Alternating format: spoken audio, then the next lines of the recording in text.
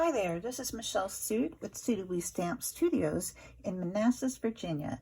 I am an independent Stampin' Up! Demonstrator, and I am bringing a brand new technique to you today for Tips, Tricks, and Techniques Tuesday. Alrighty, we're going to get started here, and we're going to do a little bit of reverse masking. Absolutely love this technique.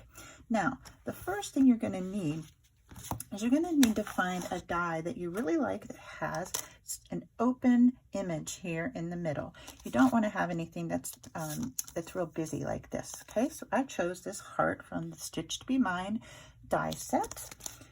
We're going to use this one, and you'll need a piece of cardstock to cut your mask out of, and you'll also need a piece of copy paper to cut the same image. I just stacked these together and cut it once. And I'm going to keep these for maybe later for another project. Put those aside. And then you're going to need something to stamp on, obviously. So we're going to use this piece of thick Whisper White cardstock. And I chose Flirty Flamingo as the color today to use as the image, the heart I'm going to put on my paper. And I'm going to be using this all wired up background stamp. Now, this may look a little strange because this is just the red rubber. I prefer to keep mine separate from the wood block when I do order them in wood. This one is all ready to go, so I'm just going to set this aside for the wood block. All right, now this is a Stampin Spritzer.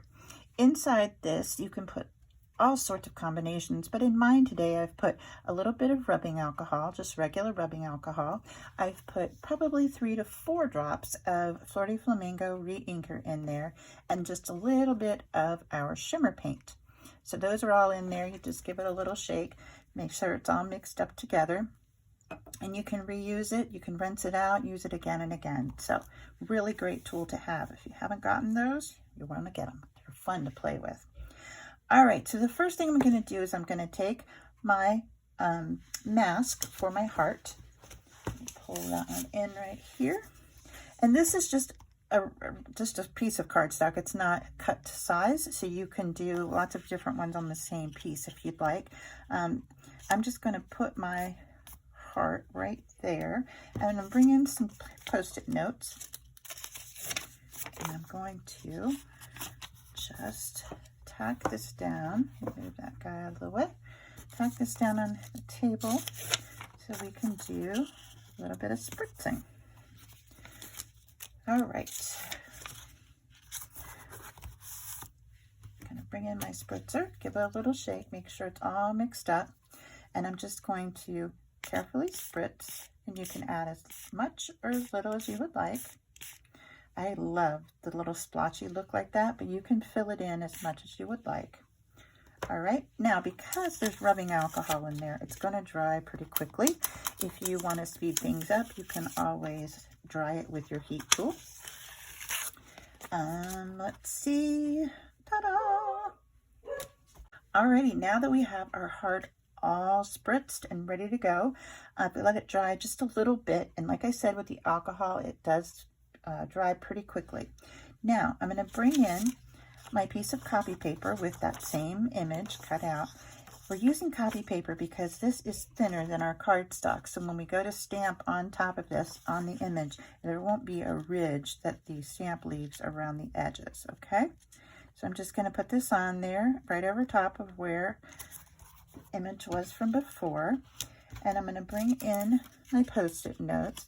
Now this time I'm just going to take them and put them so that they hang off the edge just a little, and that's so that I can just fold over the edge here so that it holds the mask right to my cardstock. Okay, I want to make sure it stays lined up. There we go. Give that a little fold. Oops, little fold. Oh, this little guy didn't want to fold that, huh? Here we go. Let's try that again. Perfect. Okay. Now, once you have that done,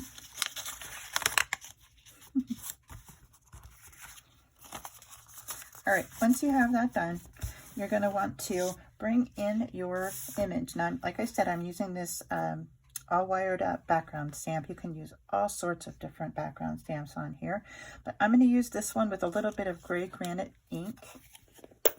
Just open my ink pad, and because this is a large image, I'm just going to ink my stamp up flat on the table. Okay, so just add a little bit of that ink on there. We're going to take our heart, we're going to flip it over on top of that stamp and just give it a little rub to transfer that ink onto our image. Carefully pick it up. Oh, look how pretty. Let's scoot that guy out of the way. And there you have it. That's how you do reverse masking. Isn't that fun?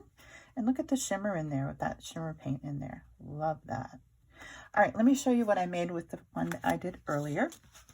I'm going to do a little kind of a boho chic, kind of vintage look with this heart. Love the way it turned out. Pulled in some of that gray granite cardstock and cut Love You out of one of my favorite die sets for sentiments, and that's the well-written die set. This one has lots of different options in there for you with a few little doodads in there, I guess. All right, so that's what I used for the Love You.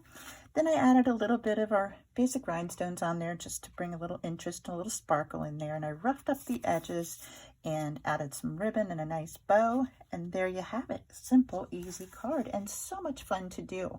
Now, the really fun things you can try with this also when you're doing your spritzers, you can have a couple of colors on hand and you can do a multicolor background there on that open image. Really, really fun.